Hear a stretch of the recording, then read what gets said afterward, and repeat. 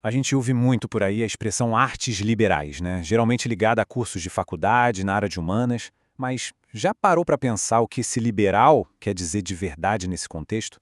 Pois é, a resposta é bem mais interessante e surpreendente do que a gente imagina. Essa é a grande pergunta que vamos investigar hoje. E olha, já vou adiantar. Não tem nada a ver com política ou economia, tá? O verdadeiro significado está lá atrás, escondido nas várias camadas da história, só esperando para ser descoberto. Então se prepare para uma espécie de investigação de detetive etimológico.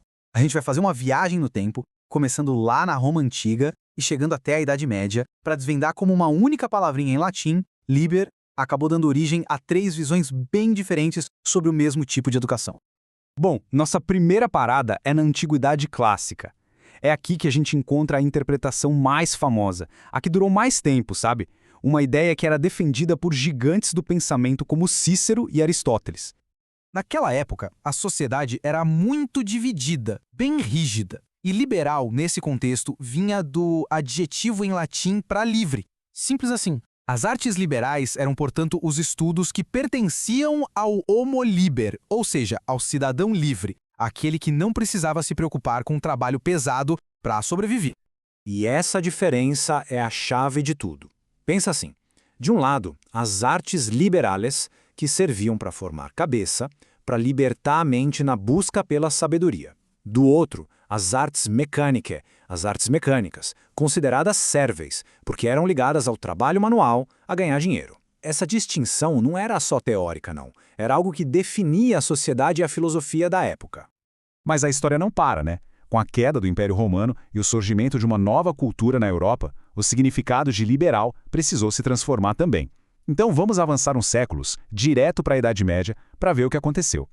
Aquela cultura clássica, muito baseada no debate na praça pública, foi dando lugar a uma cultura mais de mosteiro, sabe? Centrada na leitura, na cópia e na interpretação de livros, principalmente dos textos religiosos. Essa mudança de foco, como se o centro do saber saísse do fórum e fosse para a biblioteca, abriu a porta para novas interpretações.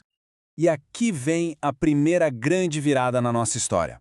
Lá no século VI, um estudioso chamado Cassiodoro veio com uma nova sacada. Ele ligou liberal não mais ao adjetivo livre, mas ao substantivo latino liber, que significa livro. De uma hora para outra, as artes liberais se tornaram as artes do livro. Uma mudança que parece pequena, mas que mostra uma visão de mundo completamente nova. E não para por aí. 600 anos depois, mais uma camada de significado. O filósofo João de Salisbury sugeriu que liberal não vinha nem de livre nem de livro, mas de liberi, a palavra em latim para filhos.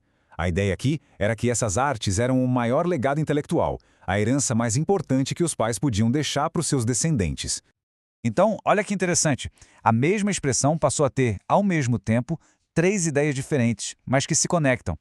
Liberal passou a significar ser livre na sociedade, ser uma pessoa culta por meio dos livros e também ser responsável por educar a próxima geração. Ok, agora que a gente já entendeu de onde vem a palavra, vamos ver como essas artes eram organizadas. Porque não era uma lista de matérias qualquer, não. Tinha uma estrutura bem definida, dividida em dois grupos com nomes bem sugestivos. Os nomes desses grupos eram trivium e quadrivium. E eles vêm da palavra latina via, que significa caminho.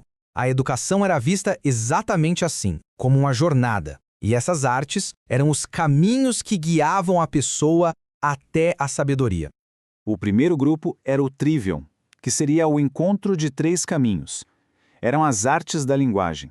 A gramática, para dominar a estrutura da língua, a lógica, para conseguir organizar o pensamento de forma coerente, e a retórica, para saber se expressar e convencer com o discurso.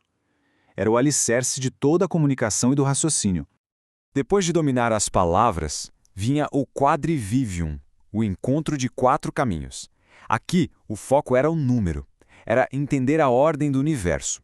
Tinha a aritmética, o estudo do número por si só, a geometria, o número no espaço, a música, que era vista como a harmonia do número no tempo, e a astronomia, que era o estudo do número no espaço e no tempo, juntando tudo. Olhando para trás para tudo isso, fica bem claro que a expressão artes liberais é muito mais que um termo. É como uma cápsula do tempo da história da educação aqui no Ocidente. E essa ideia resume perfeitamente a nossa jornada de hoje. A história de uma única palavra consegue mostrar pra gente como uma cultura inteira evoluiu. A organização social, as ferramentas de aprendizado e até os valores mais profundos. No fim das contas, a grande lição é que artes liberais representa muito mais do que um grupo de matérias. É o registro de uma busca de milhares de anos para responder o que significa ser uma pessoa educada, o que significa ser livre e, no fundo, o que significa ser humano. E tudo isso nos deixa com uma pergunta para refletir. Hoje, neste nosso mundo tão cheio de especialistas e de tecnologia, o que seria uma educação que realmente nos liberta? Que nos conecta com essa sabedoria acumulada e que a gente sente que vale a pena passar adiante? A resposta, quem sabe, começa justamente por entender de onde essa pergunta veio.